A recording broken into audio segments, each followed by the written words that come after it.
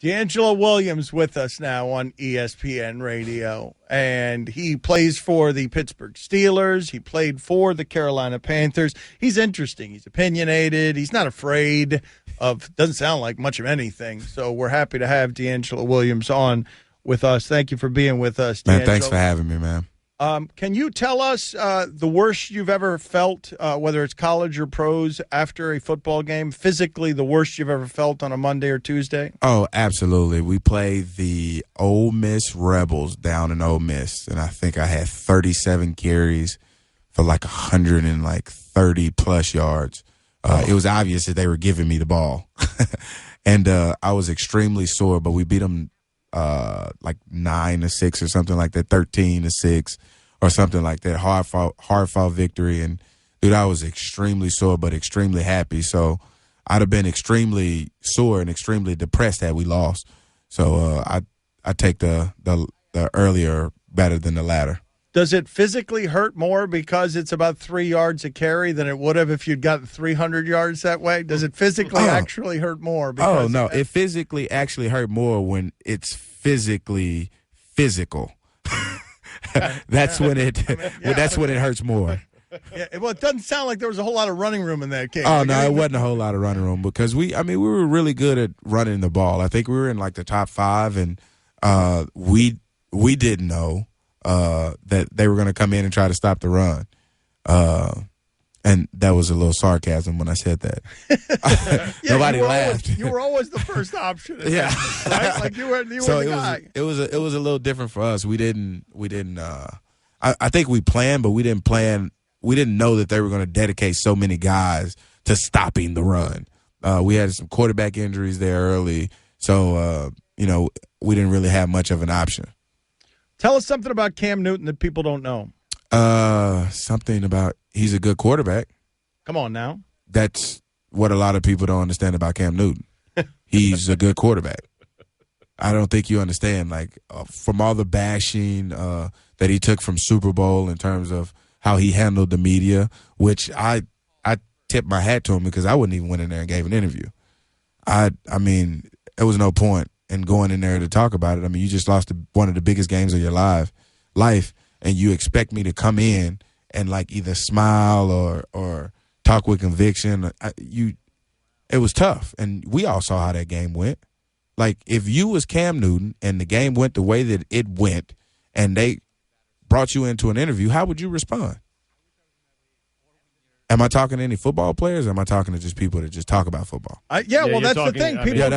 People get hit with sore loser a lot, but it would the request is, well, Russell Wilson a year before that had a disaster play, and that's not how he responded. And keep in mind, I'm on Cam Newton's side and your side with this, but that's the argument on the other side. So how did he respond? I'm not quite sure what a disastrous play is for Russell Wilson. So you can kind of walk me through it, and then I can fight apples with apples.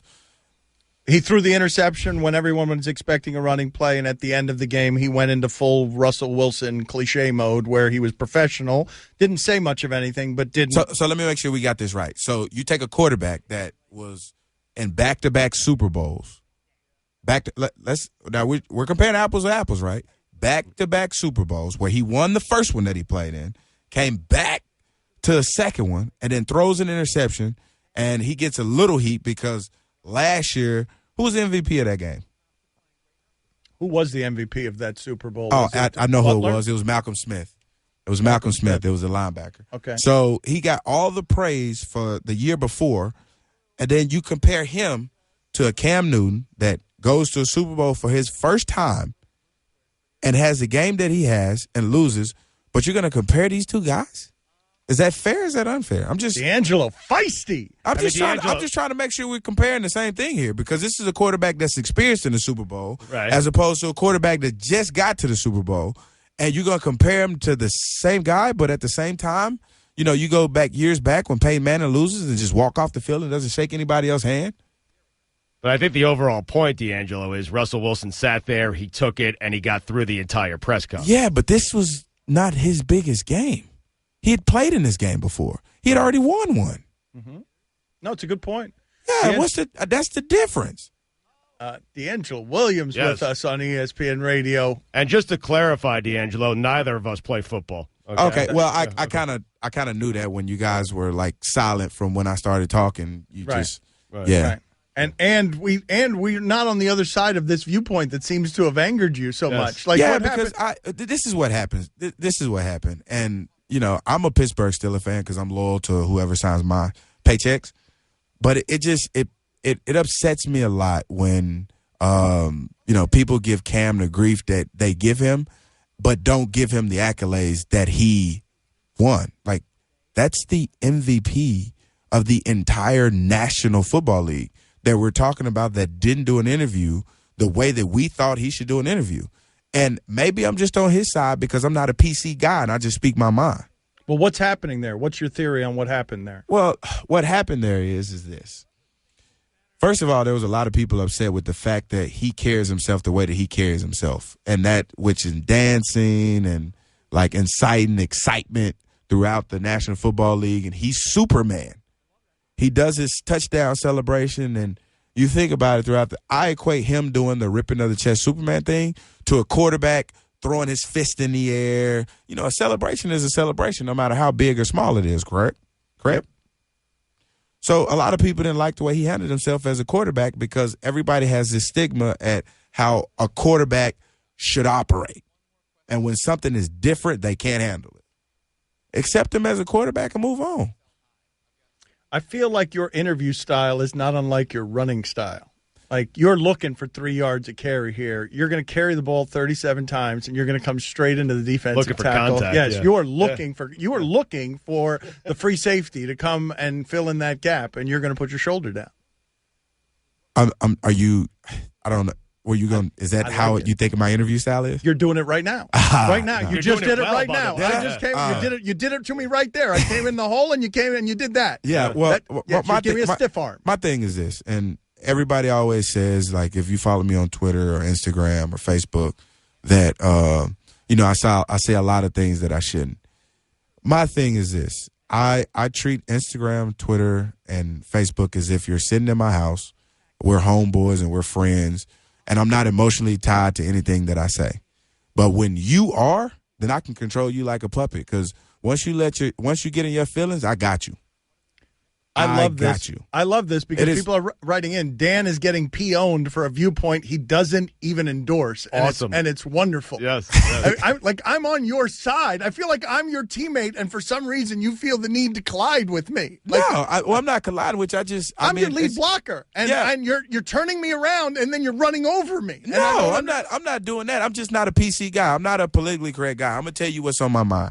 And there's some people that reach out to me on social media and say, man, dude, you better be careful what you say. You might get fired. And I tell them all the time, I don't get paid to talk.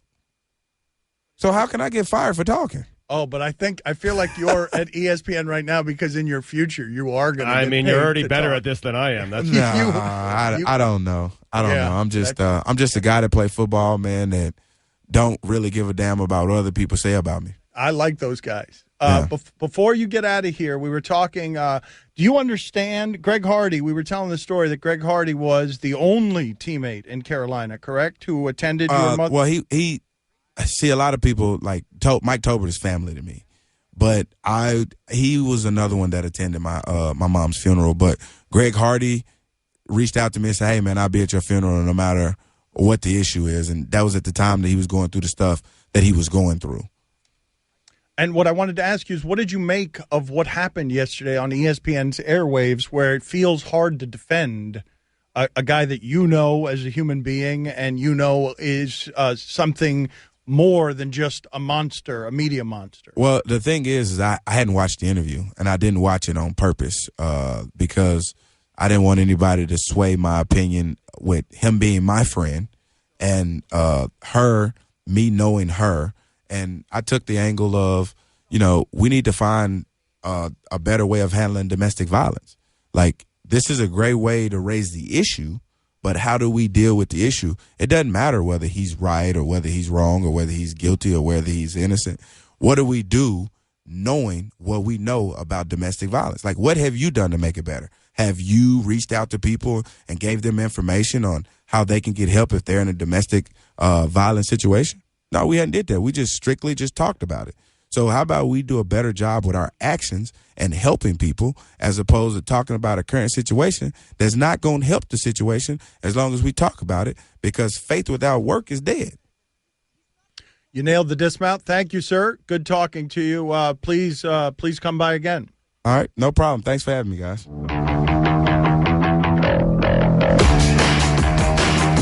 We've got a super short segment here because we went way long with DeAngelo Williams. So we're having a contest here every day where you make the podcast description, and I think this is today's winner.